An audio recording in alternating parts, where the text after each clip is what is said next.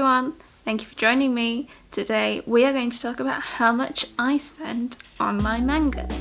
Now I get a lot of questions about my manga, like where I buy it from, how I find places to buy it from, and how much I spend. So I've decided to do sort of a 3-part series talking about each of those topics. So obviously this is part 1, how much I spend on my manga. Then I'll do part 2 where I talk about where I buy my manga from.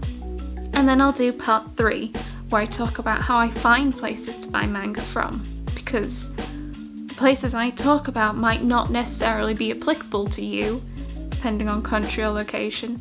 So I'm going to talk about tips that I've used to find these places which you could then apply wherever you are.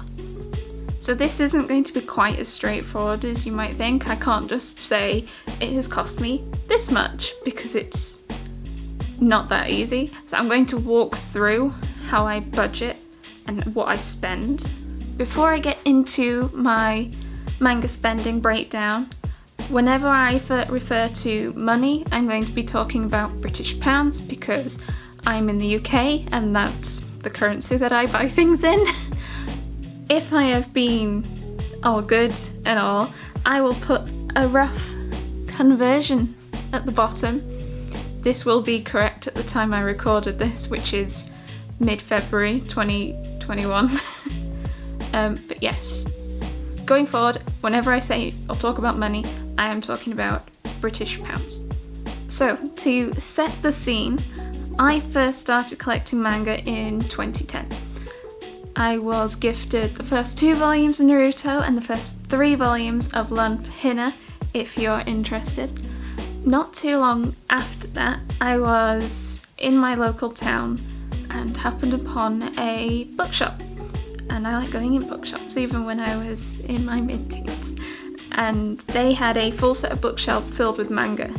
And the bookshop, well, everything was £2, regardless. It didn't matter what it was, how big it was, hardback, paperback, manga, everything was £2.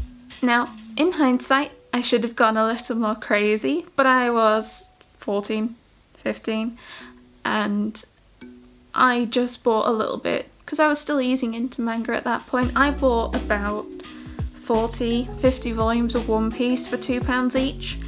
It was never an order, so my first volume was 24, and then I think 36, and then 56, I think.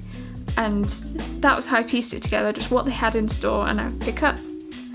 And unfortunately it closed not very long after I found it, so I didn't actually get to pick up too much anyway, besides One Piece. So I needed to find a new place to pick up manga. And at that point, in my head, I was like, I can buy manga for £2 each. I don't want to spend more than £2 each. So I was already in the must be cheap mentality.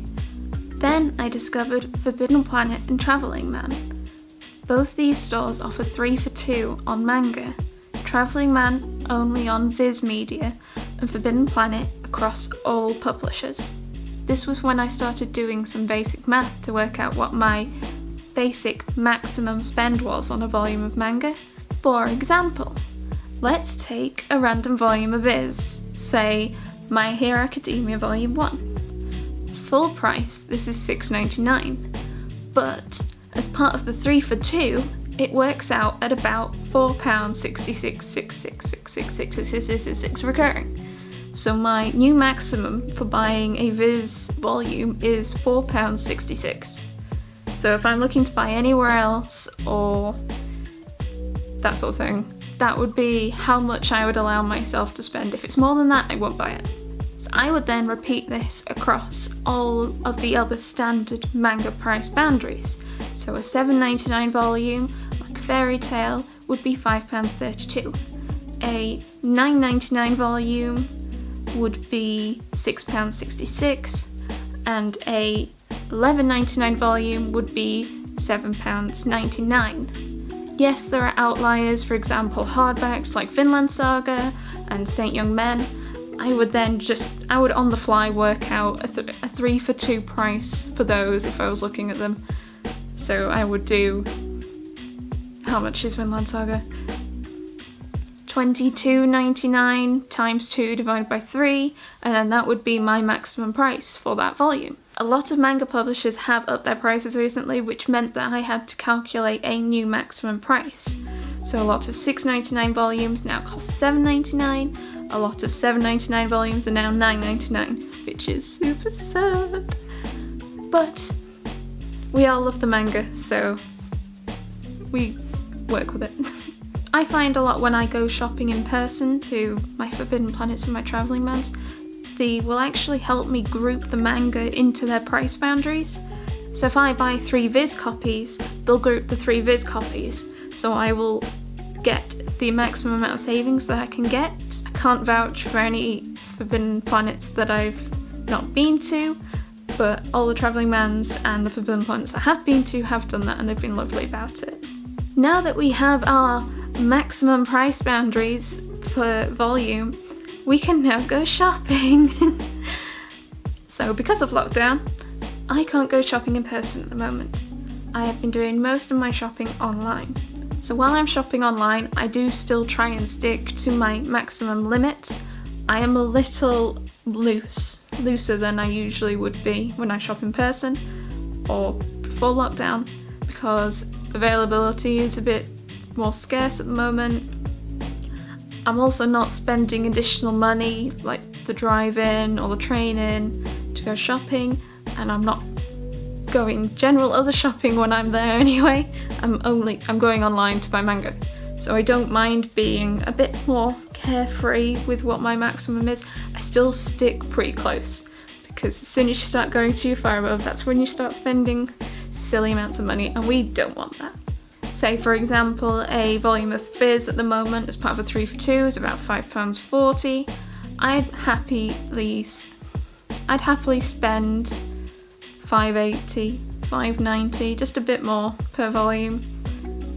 Yeah. Very occasionally I'll go above £6, but not very often, for a Viz volume. I know at the moment it feels like I'm setting all my own rules and then I'm just breaking them, but as long as you're conscious about it, I feel it's less bad. Another thing I make a lot of use of is Amazon's pre-order guarantee.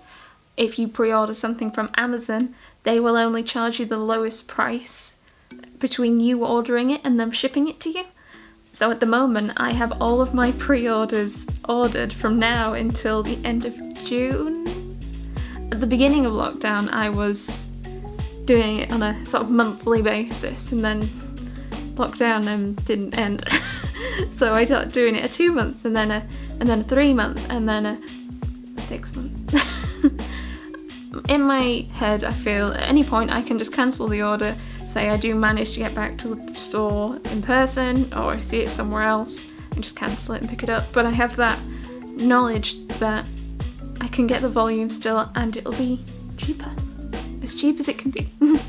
The other time I consider how much I'm spending is when I'm buying second hand. Now when I'm buying second hand, I change my maximum.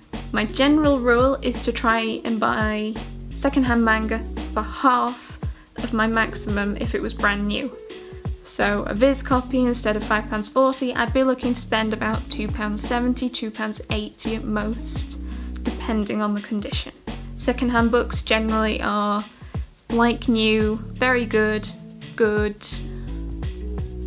used. I almost never will buy used because they're quite bad quality. And then good and very good is when I'll try and buy a half price.